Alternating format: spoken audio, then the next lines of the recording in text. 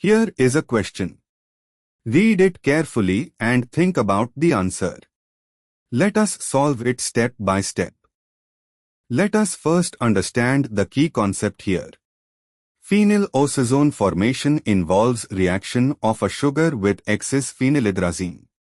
The osazone reaction affects only C1 and C2 of the sugar, the carbonyl carbon and the adjacent CHO.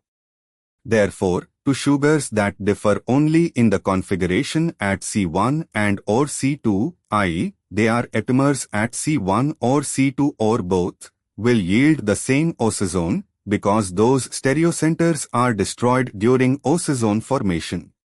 Reasoning: D-glucose and D-mannose are C2 epimers of each other. They have identical configurations at C3, C4, C5, and C6 and differ only at C2.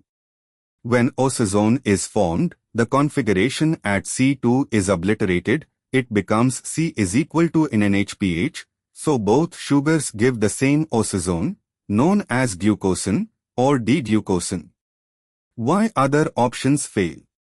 A. D-glucose and D-allose differ at C3 and C2, so they do not give the same osazone.